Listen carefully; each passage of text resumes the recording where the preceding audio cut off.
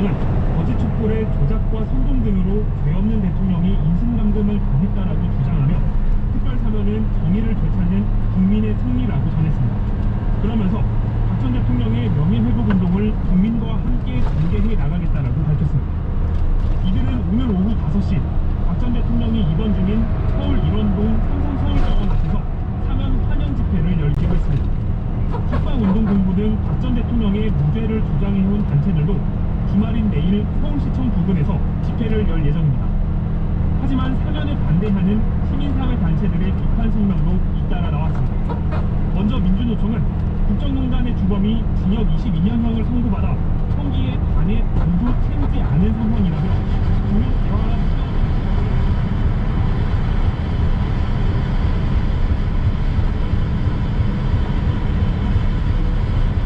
민주노총은 촛불 시민의 정신과 열망은 사라지고 불평등이 커지는 상황에서 문재인 정권에 의한 사면에 분노한다라고 전했습니다.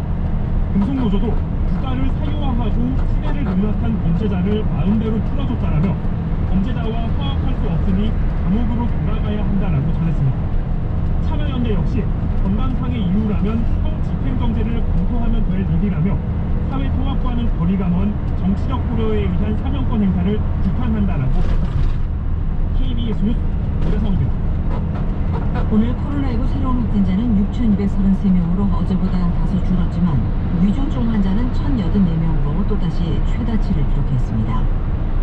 정부는 화이자사의 먹는 치료제 구매 계약이 마무리 단계에 있다고 밝혔는데요. 다음 주 중 긴급 사용 승인이 내려질 경우 이르면 다음 달부터 이 재택 치료자들이 사용할 수 있을 것으로 보입니다. 보도에 정현욱 기자입니다. 화이자사의 먹는 치료제와 관련해 정부가 30만 명분 이상의 구매 협의를 진행했으며 계약이 마무리 단계라고 밝혔습니다. 앞서 지난달 7만 명분에 대한 구매 약관을 체결했다고 밝힌 것과 비교해 훨씬 많은 규모입니다. 식약처의 국내 긴급 사용 승인 여부는 다음 주 안에 결정될 예정으로 방역당국은 먹는 치료제가 도입되면 고위험, 경증, 중등증 환자뿐 아니라 재택 치료자에 대해서도 사용할 계획입니다. 코로나19 위중증 환자는 1,084명으로 또다시 최다치를 기록했습니다. 정부는 지금까지 행정명령을 통해 목표치보다 1,000개 가까운 병상을 더 확보했다며 병상 부족 문제도 점차 해소될 기미를 보이고 있다고 판단했습니다. 코로나19 신규 확진자는 6,233명으로 이틀 연속 6,000명대에 머물렀고 지난주 같은 요일보다 1,200명 넘게 줄었습니다. 오미크론 변이 감염자는 하루 새 16명 늘어 누적 262명이 됐습니다. 정부는 확진 후 서너 시간 안에 오미크론 변이 여부를 확인할 수 있는 새로운 PCR 시약을 오는 30일부터 도입한다면서 더 신속하게 확산을 차단할 수 있을 걸로 내다봤습니다. 강화된 거리두기 이후 확산세가 주춤해졌지만 정부는 감소세로 단정하기엔 이르다고 보고 남은 일주일여 시간 동안 확실한 안전을 끌어내야 한다고 호소했습니다. KBS 뉴스 정은입니다. 미국 식품의약국이 머크사가 개발한 가족용 코로나19 먹는 치료제 사용을 승인했습니다. 화이자 치료제 승인 하루 만인데요. 크리스마스 연휴 대이동으로 확진자 급증이 우려되기 때문입니다.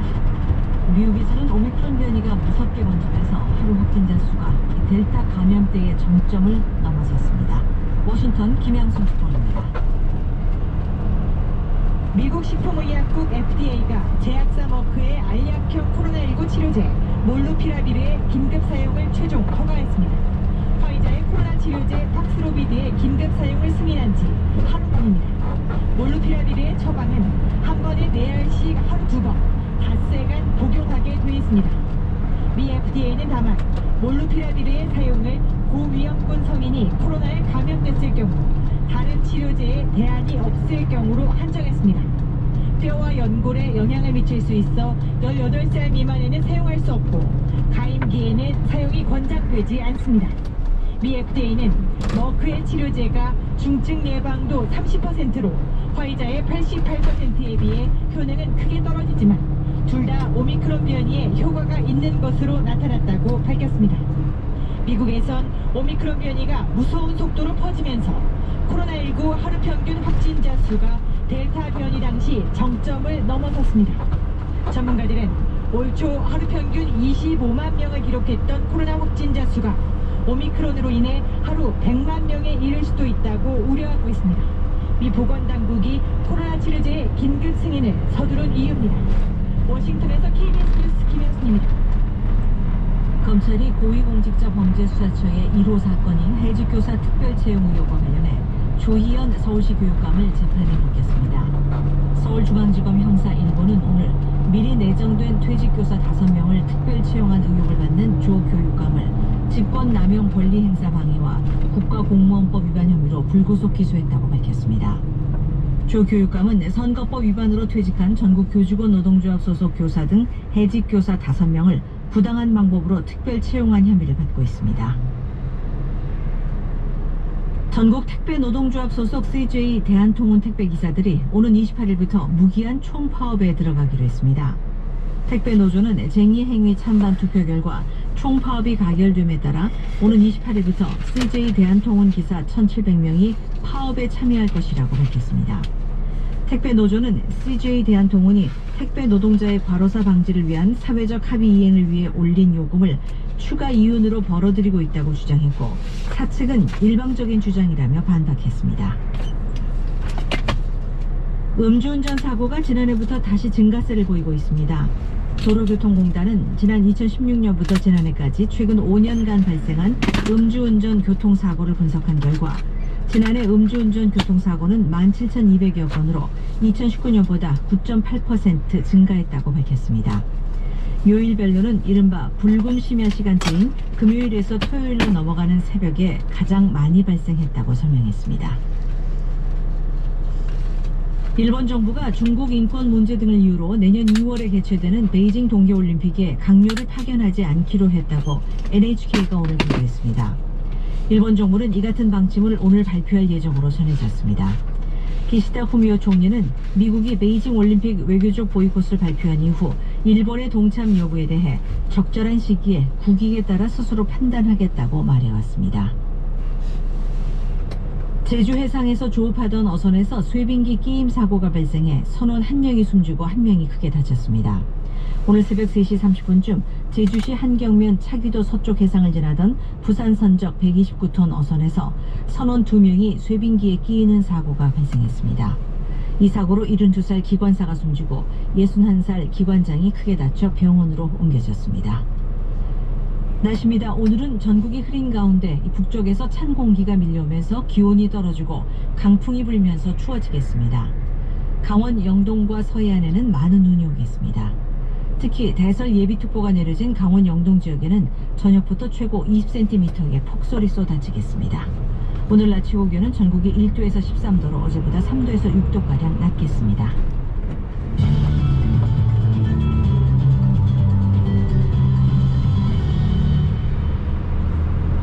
유럽의 코로나19 확산세가 갈수록 거세지고 있습니다.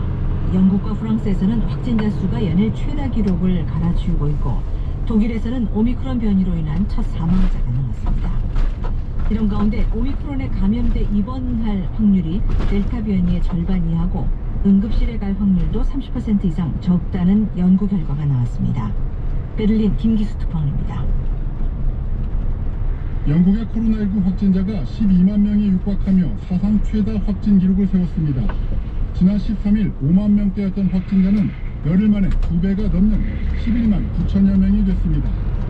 영국에서는 지난주부터 평일 9만 명대, 주말에도 8만 명대 확진자가 나왔습니다. 오미크론은 1만 6천여 명이 추가돼서 지금까지 10만 명 가까운 확진자가 보고됐습니다. 프랑스도 8만 8천 명의 확진자가 발생해 자국 최다 기록을 갈아치웠습니다. 꾸준히 확진자가 늘고 있는 프랑스에선 곧 하루 10만 명 넘게 감염될 것이란 우려가 나오고 있습니다. 독일에선 처음으로 오미크론 감염으로 인한 사망자가 보고됐습니다. 이와 관련 독일에선 3주 이내에 오미크론이 무세종이 될 것이라며 백신 접종을 강하게 권고하고 있습니다. 한편 오미크론의 위험성이 델타보다 낮다는 연구 결과가 속속 전해지고 있습니다.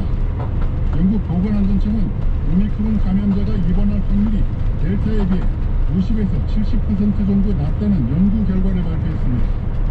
응급실에 갈 확률도 30% 이상 적다고 덧붙였습니다. 영국 보건안전청은 또 오미크론 감염을 막는 추가 접종 효과는 10주 후에 15에서 25% 떨어진다고 밝혔습니다. 다만 중증으로 진행하는 걸 막는 효과는 훨씬 강할 것이라고 덧붙였습니다. 앞서 남아프리카 공화국도 오미크론 감염자의 입원율이 다른 변이보다 80%가량 낮다는 연구 결과를 발표했습니다. 베를린에서 KBS 뉴스 김규수입니다. 국제 백신 공동구매 배분 프로젝트인 코백스 퍼실리티가 북한의 아스트라제네카 백신 129만 회분을 추가 배정한 것으로 확인됐습니다. 코백스는 최근 북한의 코로나19 백신 129만 회분을 추가 배정해 모두 812만 회분이 됐다고 밝혔습니다. 이는 전체 북한 주민의 16%가 접종할 수 있는 분량입니다. 그러나 배정만 됐을 뿐 북한에 실제 제공된 백신은 없다고 코백스는 밝혔습니다. 문화체육관광부가 코로나19 피해 장기화로 경영난을 겪는 여행업, 숙박업 등 관광업체 융자금을 1년간 상환 유예하기로 했습니다. 또 이자도 최대 1%까지 감면해줄 계획입니다. 아울러 일반 융자의 70%를 내년 상반기에 집중적으로 배정하고 신용보증부 특별융자도 크게 늘려 지원하기로 했습니다. 경기 오산경찰서는 지난 18일 오후 오산시 골동의 한 의류 수거함에 자신이 출산한 아이를 버리고 달아난 혐의로 20대 여성 A씨를 붙잡아 조사 중이라고 밝혔습니다. 경찰은 다음 날인 19일 밤 헌옷을 수거하던 남성으로부터 신고를 받고 현장에 출동해 수건에 쌓여 숨져있는 영화를 발견했으며 인근 CCTV 등을 분석한 끝에 어제 A씨를 붙잡았습니다. A씨는 경찰 조사에서 남편이 임신 사실을 모르고 있었는데 이를 끝까지 숨기기 위해 아기를 몰래 출산해 버렸다고 진술했습니다. 고위공직자범죄수사처가 기자 등 일반인과 정치인의 통신 자료를 무더기 조회하면서 불거진 논란에 대해 유감의 뜻을 밝혔습니다.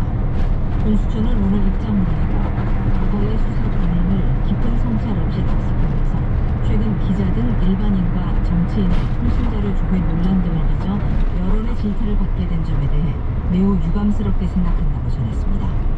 또 공수처는 외부 인사들이 주축이 돼 독립적으로 공수처의 기존 통신 관련 수사 활동에 문제점을 점검하도록 대책을 마련하고 수사 업무 개선 방안을 조속히 마련토록 하겠다고 밝혔습니다. 그룹 방탄소년단 BTS가 일본 오리콘 차트가 집계한 연간 판매량 부분에서 해외 아티스트 최초로 정상에 올랐습니다.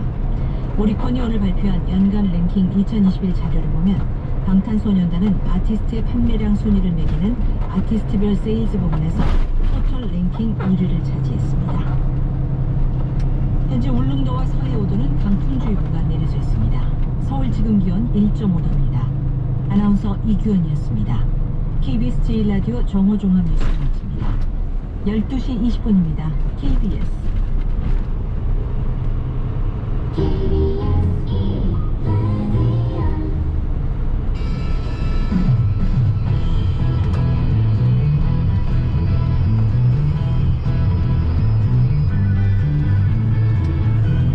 KBS 1라디오 본격 시사 토크쇼 최영일의 시사본부.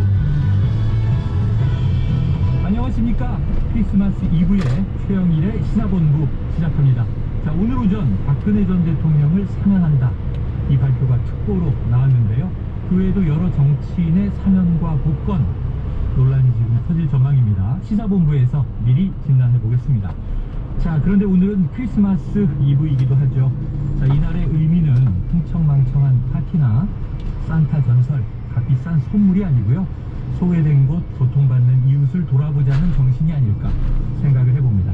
그래서 시사본부 오늘 2부를요 특집으로 진행하겠습니다. 있지만 없는 존재로 취급받는